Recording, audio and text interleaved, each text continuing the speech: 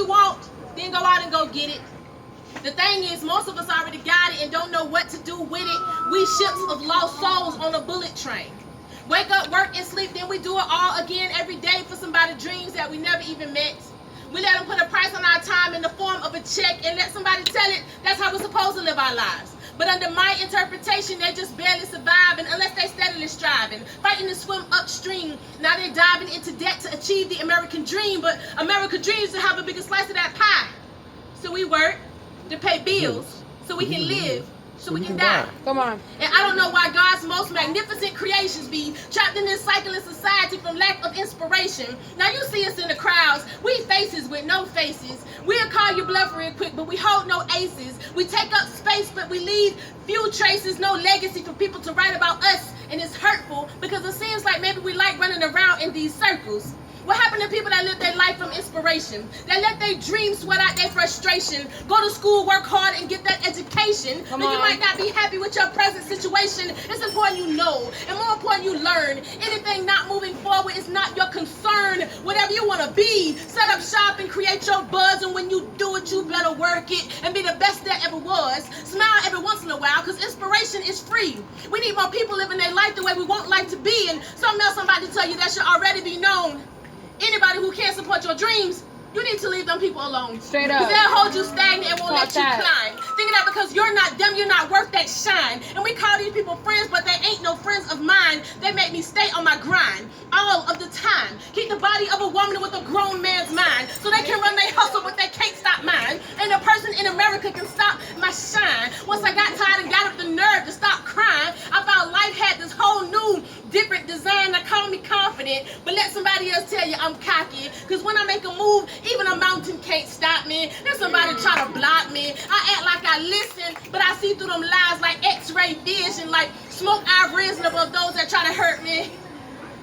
I get them out of my system like I'm burping like a Slurpee.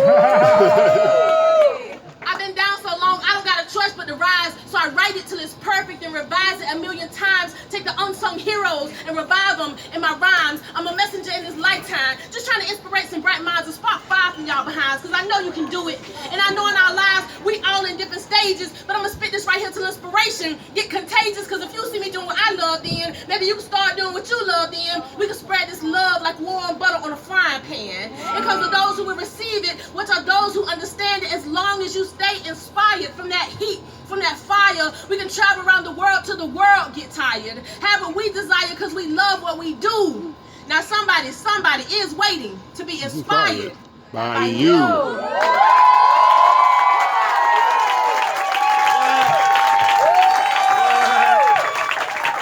That was Blue. Next up to the stage, keep that same energy going for Eddie Figures.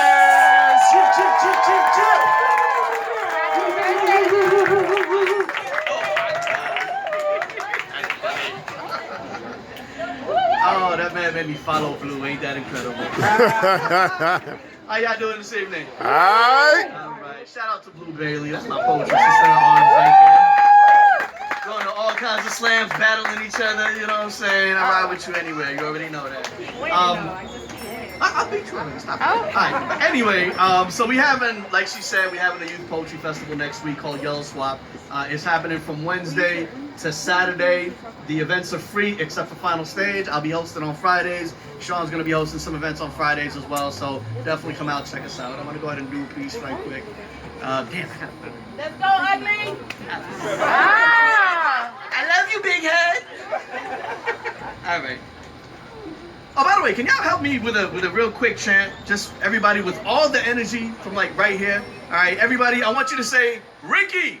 Ricky. Now the next word is in Spanish. I want you to say, renuncia. Renuncia. So say it all together with me. 1, 2, 3. Ricky, renuncia. Yeah, all out of sync, but I loved it. It's shout out to Puerto Rico.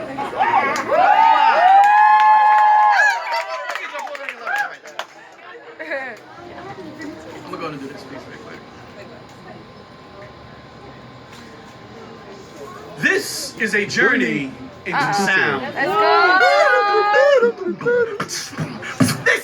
This is eyesight staring into the sound of history. Art changing the sound of history. Oh, a Mexican friend of mine said that she wanted to live in the 1920s when times were simpler. I said, not me. I don't like nooses being put around my neck for trying to speak Spanish in public. She had absolutely no idea what I meant. But it was at that moment that I learned that eyesight can change sound. Oh, that the more you open your eyes, the more the sound of history changes. Oh, eyesight can change history. Oh, Mount Rushmore was built honoring the 4 greatest presidents of their time, overlooking a United States. Oh, Mount Rushmore was built on sacred Native American ground. Sacred until they discovered gold and took the land back by force, continuing U.S. traditions of exploiting cultures and acting like it never happened. Oh, acting like it never happened. Oh, acting like in 1937.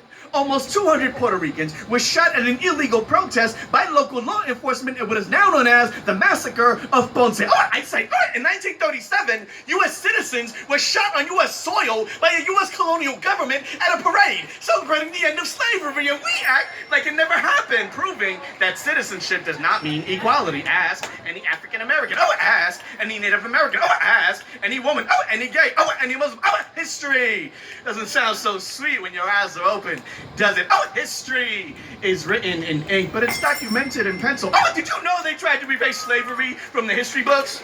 In schools, they tried to change the word slave into worker, the slave trade into the North Atlantic. Oh, can we please stop letting Texas write their history books? Let's go.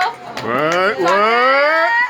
Because every page feels like a cemetery. Every word feels like a tombstone, burying the bodies, the backs that American history was written on. There's more truth in protest signs than there are in school books. Oh, Columbus sailed the ocean. Oh, Columbus didn't discover America. He invaded it. Oh, history is a killer rhythm of B sharp and S flat notes and a bass that smells terrible. And the right frequencies of eyesight and sound can combine images, and it can produce. Oh, I am no longer surprised that the words Columbus and Columbine sound so similar. Oh, I am no longer surprised that the words Europe and your robe sound so similar. Oh, handcuffs and shackles sound nothing alike, but side by side they look like distant cousins. Shackles flatten, chains shrank, the links are identical. Cages became cells, the slave industry, the prison industrial complex, from cotton picking to picking fruit to Ferguson ticketing for profits. People of color have always been treated like cheap labor. Student loans, medical debt, slavery never went away. It just goes by different names now. All right, when will you people get over slavery? All right, if those who forget the past